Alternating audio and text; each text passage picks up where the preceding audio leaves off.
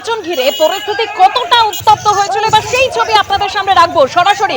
আবার আমরা রাজীব চৌধুরীর সঙ্গে যোগাযোগ করেছি। রাজীব, ছবিটা দেখাও।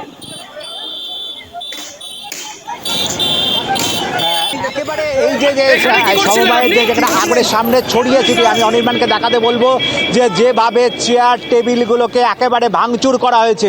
এইটা যে বুথ কমিটি ছিল, বাম কংগ্রেসের বুথ ছিল, সেটা যে বুথ দেখা যাচ্ছে, এখন বুথের কর্মীরা সব রয়েছেন এবং সামনে ছড়িয়ে ছিটিয়ে রয়েছে বিভিন্ন চেয়ার টেবিল, সেগুলো ভাঙচুর অবস্থায় পড়ে রয়েছে।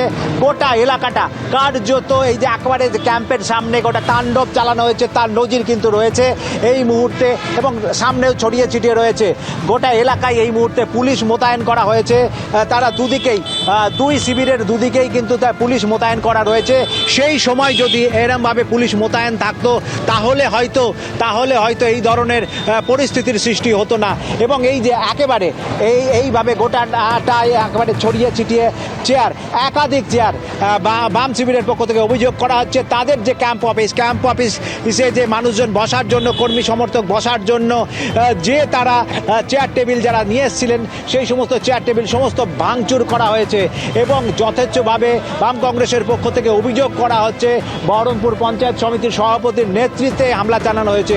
যদিও সভাপতিকে আমরা ধরেছিলাম, তিনি এই নিয়ে এখনও কোনো মন্তব্য করতে চাননি।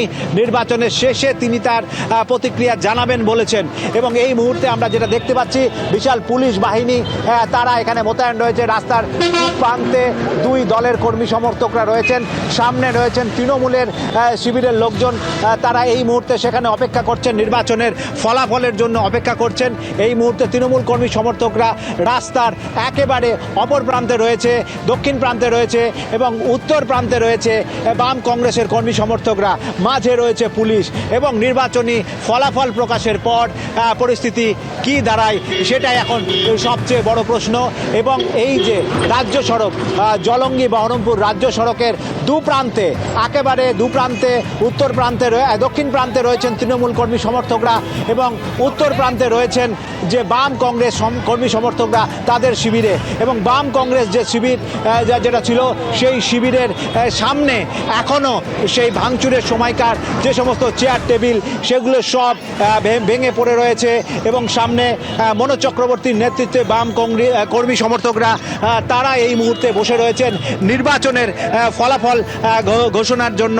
তারা এখানে অপেক্ষা করছেন এবং সামনে কিন্তু সেই সমবায় নির্বাচন চলাকালীন যেভাবে পরিস্থিতি উত্তপ্ত হয়ে উঠেছিল এবং তাতে করে অবশ্যই পরবর্তীতে নজর থাকবে যখন ভোট গণনার শেষ হয় তারপর কি পরিস্থিতি হয়, আমাদের নজর থাকবে। ধন্যবাদ আপাতত রাজীব।